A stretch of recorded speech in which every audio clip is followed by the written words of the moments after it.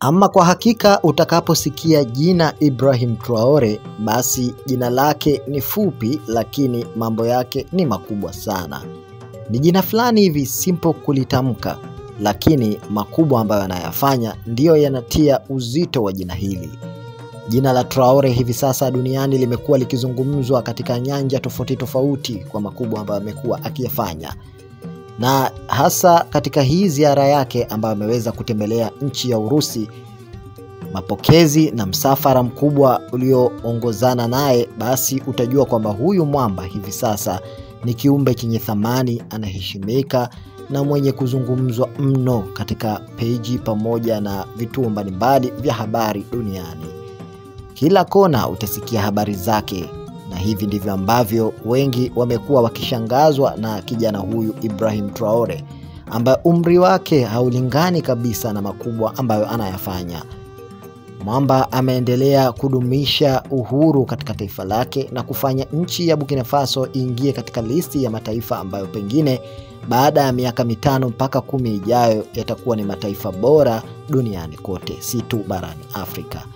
Kwa miundombinu ambayo amekuwa akitengeneza, njia ambazo amekuwa akizitumia, namna ambavyo amekuwa akilinda malighafi pamoja na mali asili za nchi ya Burkina Faso, hii yote imemfanya yeye azidi kuonekana ni rais ambaye sio mwenye uchu wa madaraka kwa kufanya mambo yake binafsi, bali ameweza kuingia kwenye uraisi kwa namna ambayo yeye mwenye binafsi ameona ataenda kubadilisha mtazamo pamoja na hali mbaya za wananchi na kuzifanya ziwe ni hali bora kutoka kwenye hali duni.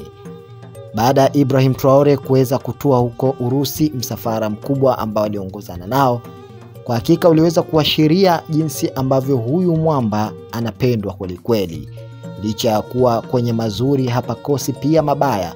Pia katika watu hao ambao wameonekana kuwa karibu na Ibrahim Traore, baadhi yao inafahamika kwamba hapakosekani na wale ambao wamekuwa wakitumika kutaka kumtoa katika kiti chake hiko cha uraisi.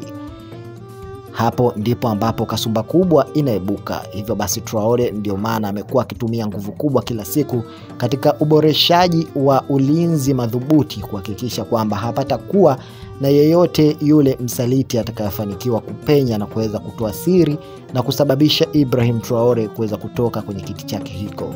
Na ndio maana hata pale ambapo anapotua tu sehemu, misafara yake huwa ni mikubwa na yenye ulinzi hatari kweli kweli, ambapo hata ukimsogelea basi yatakukuta mazito kweli kweli, ikiwemo hata kutoa uhai wako, kwani ulinzi wake ni ulinzi ambao kadri siku zinavyoenda unazidi kuimarishwa, kuboreshwa na kufanywa kwa ulinzi madhubuti.